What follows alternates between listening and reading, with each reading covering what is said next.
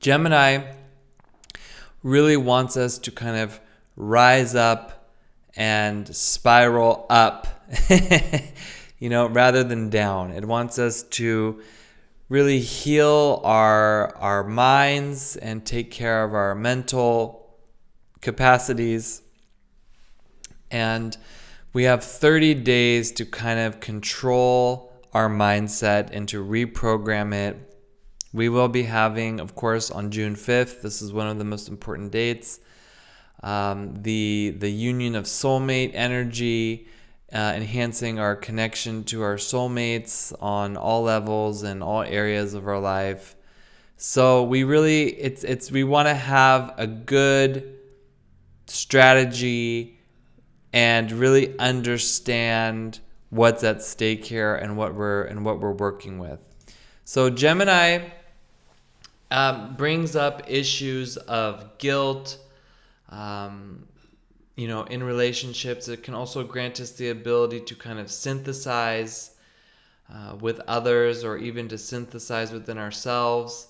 It has a lot to do with relationships and frameworks, and what are the frameworks of our relationships, and how does it all work. And it also brings up what are our responsibilities. What is it that we need to take care of? What are we responding to? And then we have the whole subject of freedom as well with Gemini. So before we move into the teaching, I want us to just kind of do an exercise from the Vessel Building app. And what we're going to do here is we're going to say this mantra together, and then once we say it, we're going to thump on our thymus gland with the fist 9 times in 3 sets. And every time we thump, we're going to say ha. And this thymus thump is going to clear our energy of negativity and balance our brain so that we can really understand what we're doing here. So on the count of 3, let's do it. 1, 2, 3. I have love, faith, trust, gratitude, and courage. My life energy is high. I am in a state of love. Ha ha ha, ha ha ha, ha ha ha. Beautiful. All right, let's get into it. So Gemini season 2023, it begins with, obviously, on the 21st. We have, am I there? Here I am. Okay, we have the sun will be moving into Gemini. So Gemini, that's also known as Gemini season. It's the beginning. Gemini is an air sign. It kind of makes people more curious and sociable. There's more communication going on. People kind of feel like they're more interested in learning new things. So it's a very good time to make new connections, to network, to explore different intellectual pursuits. But it's superficial. It does not go deep. So with that said, from the 21st, we kind of need to focus on choosing one goal, following that goal, trying to go deep with it, having dedication toward that goal. So that means being committed, following through with our promises, and bringing real depth to what it is that we are connecting with and what we're learning. And then 6 days later, we have the first quarter moon. And I kind of just want to explain, what's going on there with that, because the first quarter moon is kind of like that midway point between the new moon and the full moon. So we're going from abundance into reflection. So this is going to be a day or two of growth and progress, where we really want to set our intentions. No, I'm sorry, I said that wrong. Where the intentions that we've set during the new moon, they're beginning to take shape. So you guys, this is a very good time to maybe reassess goals, make any necessary adjustments, like kind of reflect and see what's going on there. Sometimes we have to do course corrections on the first quarter moon, because it could be very auspicious, actually. It could be very, very, very auspicious, as we need to kind of, like, okay, so what do we have to do there with this? And it will be in Virgo, which is also ruled by Mercury, which is the ruler of Gemini, which I'll talk about in a bit. But it will also be in opposition to Saturn. So it's really looking at what needs to be like reassessed in order to manifest big time. Okay. And then on June 1st, you guys, we are going to have a really intense planetary shift, because the Jupiter, which has just entered into Taurus, which is very good for business and money and growth and all kinds of, giving more meaning to things. It's going to be in conjunction with the node, okay, with the North Node.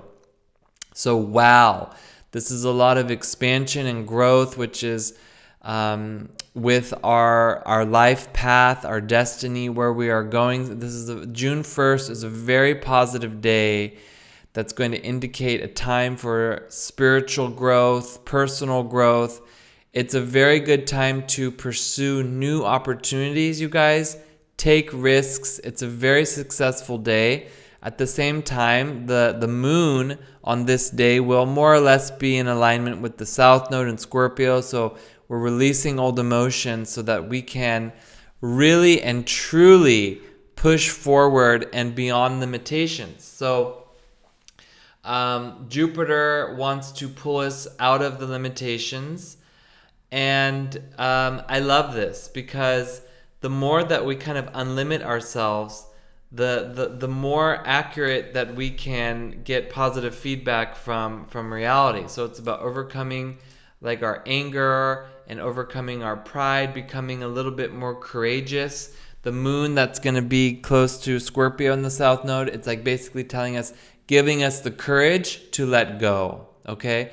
Courage can be very useful in letting go, because we know with courage that we can look at our emotions. We don't have to be afraid of our feelings. We can handle them. That's why we do the thumb is thump, and we include courage in there. So it's very easy to kind of unlimit ourselves from the negative energies with courage by kind of like affirming that we are courageous, we can look at our feelings, we can handle them. And it's really the most liberating thing, you guys, because when you say, oh my God, like I'm all anxious about this and that, but if you look at it and you're courageous with it, and then you can see it for what it is, then it won't like drag you down. It won't like, keep you boxed in or anything. Then on a couple days later, we have on June 3rd, the full moon in Sagittarius. And this is going to be a time where we are going to reflect. We're going to melt down obstacles that have arisen over the past 2 weeks before June 3rd. Sagittarius is like very optimistic. It wants us again to grow and explore and learn. It's the opposing force, the opposing energy of Gemini, and I will be doing a class specifically on this as well, so I don't want to get too much into it, but just know that this is a good time to release old patterns or beliefs that are once again holding you back. And then on June 5th, the planet Venus, which is the planet of, love and money again, and communication in the sense of like the love energy, is moving into Leo, a fire sign Leo. So we need to all know that, okay, not everything is about us, that we have to earn a good partner in life. We have to really make sure that we are aware of other people's needs before our own, okay? And just going back to the moon in Sagittarius, because I think it goes really nice together in terms of kind of like the compatibility, because the moon in Sagittarius is also a fire sign. Venus moving into Leo is also a fire sign. So it's going to set the stage for, having tact, taking care of others, cultivating our intelligence, and all of these things. So I want us to all just keep this in mind, that we want to be in touch with our feelings. so that we can activate those powerful energies that Leo and Sagittarius have to offer us, like, being adventurous, having confidence and creativity and passion. With the Venus going into Leo, it's really important that we express ourselves creatively, confidently, focusing on relationships and our personal growth. And then on June 10th, we're going to have what's called the last quarter moon. And that's going to be found in Pisces this month, or this season. And this is like in between the reflecting. Okay, so this is like letting go. This is the waning. So here we're like receiving more energy. Okay, we're receiving more energy. And I like it because we can we can kind of like make room for progress and clear out things that are in the way of being able to receive the good luck. Because we do good deeds, and then we need to receive the good karma that comes from them. So this is going to help us to be able to do that. And then the next day on June 11th, oh my God, Pluto is going to go from Aquarius back into Capricorn for some back to the future. Oh man, this is not going to be easy, but like the thing is, like, Pluto is transformation, it's judgment, it's resurrection, it's going back into Capricorn. Pluto and Capricorn are really intense. So it's just going to kind of ask us to reflect on our lessons of Pluto and Capricorn. How can we achieve our goals? It's time to release Pluto and Capricorn issues. You guys, this is really going to be like a good time for us to review our judgments, and a good time to see like where we're still kind of in bondage with things that we shouldn't be in bondage with. It's just a time for review, and then Pluto will go direct again later. But like, we have to really be mindful of this and see like, what is it that we're holding on to, okay? It's like, it could be fear, it could be the resistance to be self-empowered. I want us to really be like, I don't know, I think the thing, like the most important thing for us to kind of process is the fear, okay? There are so many different faces of fear that we have to face. The fear of disapproval, the fear of boredom, the fear of responsibilities and violence and losing control. All kinds of fears that we just have to let go of. I mean, we all have different kinds of fears. And this is going to help us to activate this energy of love. So we're able to really kind of, let go of all the compensations and the devices of failure, because fear is its own pandemic, okay? So Pluto in Capricorn brought out the pandemic, and Pluto retrograding through Capricorn, and this time is going to help us to kind of release the fear so that the faces get reduced and we stop believing in our fears, okay? I think that's all I want to say with that. And then we have also on June 11th, Mercury is going to enter into Gemini. So this is going to be like lots of communication, learning, socializing, more curiosity. Just be really careful what you say. Don't speak too quickly. It's a good idea to exchange and connect with others, but just slow down a little bit. And that won't be so difficult because on June 17th, Saturn will go retrograde, which is, following suit there with Pluto. But this is going to go retrograde in Pisces. So it's like having us to look again like at our responsibilities that we have, to kind of reassess. This is a good time for reassessing our goals, getting out of depression and apathy. It's realizing that a lot of I can'ts in life are I won'ts. So we don't want to like just approach things typically. We have to know that things have to be healed and worked on a spiritual level. So that means like bringing things up, not being hopeless, knowing our value. Fear begins to can at times motivate us, but we want our spiritual lifestyle to motivate us. And then on June 18th, we have the new moon in Gemini. This is good for abundance and energy. I like it because it's going to help us to kind of process all these things that I've been talking about regarding the... hold on, let me just double check this. Yeah, very good. So June 18th.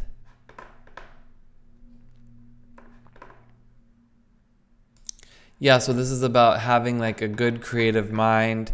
I'm going to do a class on this specifically then, but I like it because it's going to help us to be like more creative and communicating with others and setting new intentions and like just activating like this good energy of fertility.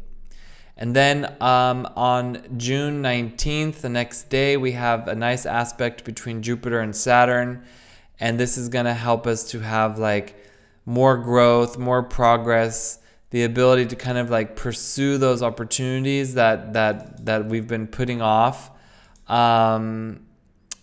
I think it's like we're going to get the ability to kind of create fortunate balance between fun and work.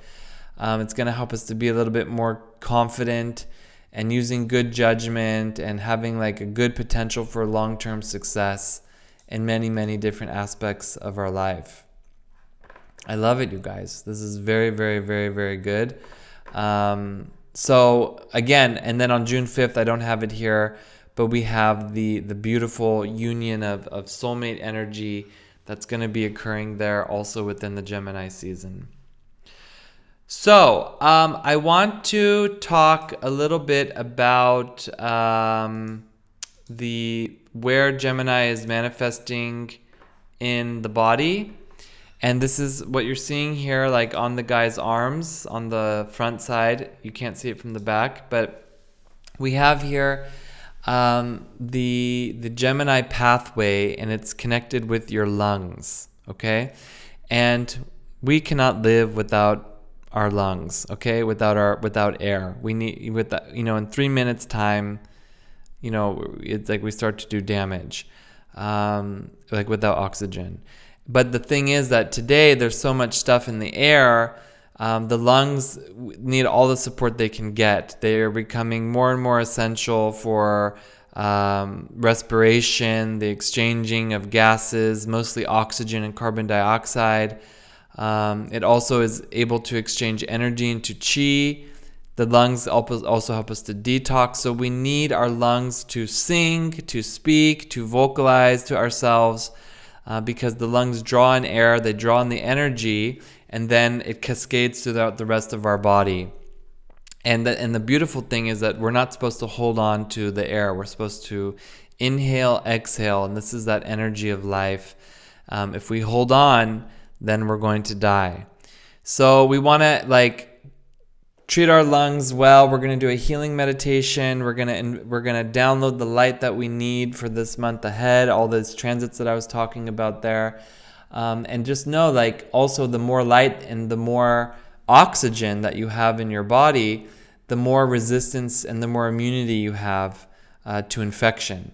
And the way that this works is because light and oxygen that enter the body through the lungs, through the Gemini meridian, as you breathe, it's bringing in more of that chi, more of that energy.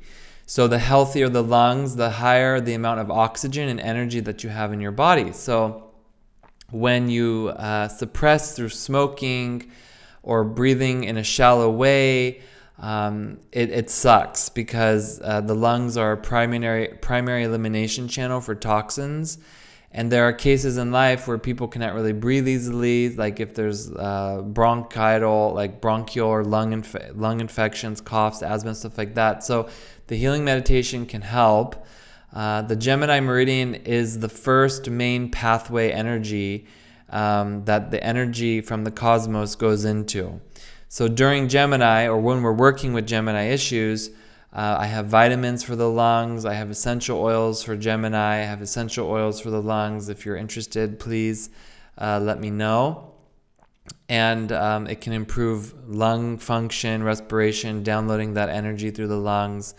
it's a really good idea to kind of focus on the lungs and do the healing. And this meditation will also help with that. I love it. So the lungs are very important. They're like the beautiful wings that help us to fly and to speak. And it's going to help us to kind of like bring in and release chi, release stale chi and bring in the good chi. Now, the archetypes for the Gemini season are the lovers as well as the magician, okay? And we're going to work with these cards in the meditation. And it's really a lot about being able to control our mind, okay? So with the lovers, like I wrote a forecast on all this, but the lovers can kind of bring opposite parts into one and show how they are similar. And the magician is helping us to convert kind of the spiritual energy into matter. And the whole process of Gemini is a very airy process, actually. And it can be extremely mental at times as well. So we have to remember that perfection is the enemy to progress, and that we want to break free of any kind of bondages that we put ourselves into. And I think also at the beginning of Gemini especially, we kind of have to think about how everything in life is related, and how good and bad sides are really two sides of the same coin. This is kind of what we learn with the lovers, and then through the focus of the magician. Very good. So using